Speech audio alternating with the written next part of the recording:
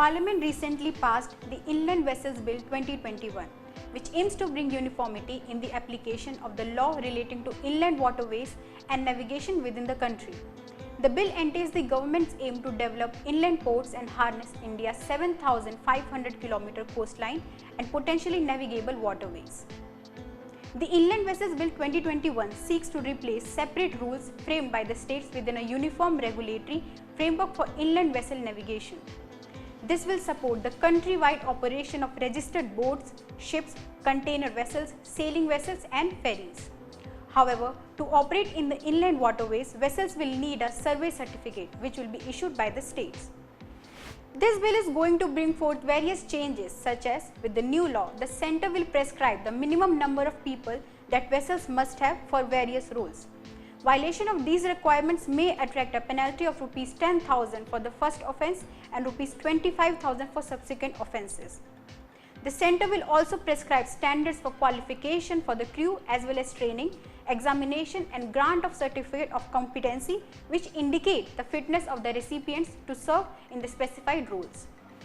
The certificates will be granted by the state governments. The bill will ensure that vessels follow specifications for signals and equipment to ensure navigation safety, including ones pertaining to responding to distress signals. Further, it requires vessels to have an insurance policy to cover liabilities for death, injury or damage caused due to the usage of the vessel, including accidental pollution. It proposes that all accidents aboard such vessels must be reported to the head officer of the nearest police station and to the state government appointed authority. The Inland Vessels Bill 2021 calls for maintaining a central database, an electronic centralized record of data on inland vessels, which will include all information about registration of vessels, vessel crew and certificates issued. A development fund will be set up for various purposes such as emergency preparedness, containment of pollution and boosting inland water navigation. It requires each state to constitute such a fund and the sources will include stakeholders, schemes of state governments and collection from the sale of wreck or cargo.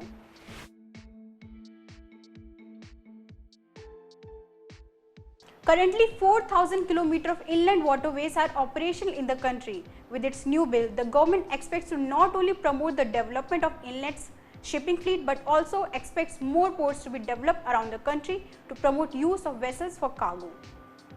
Ministry of Port, Shipping and Waterways said that the new bill will reduce the operational bottlenecks in the interstate movement of vessels. The coastal shipping or inlet shipping in India may find its niche in the form of micro, small and medium enterprises that require small loads to be transported across the country. Therefore, the implementation of the Inland Vessels Bill is expected to boost India's MSME sector as coastal shipping is cheaper and in some cases is faster than road and railway routes. Most importantly, the bill will be very useful for the prevention of pollution as vessels will discharge or dispose sewage as per the standards specified by the central government. The central government will notify the list of pollutants which will be prohibited for discharge or disposal. Based on this, the state government will then grant vessels a certificate of prevention of pollution. Hence, the bill will benefit the country in terms of emergency preparedness, containment of pollution and boosting inland water navigation. Thank you for watching. Stay tuned to know more about progressive legislations.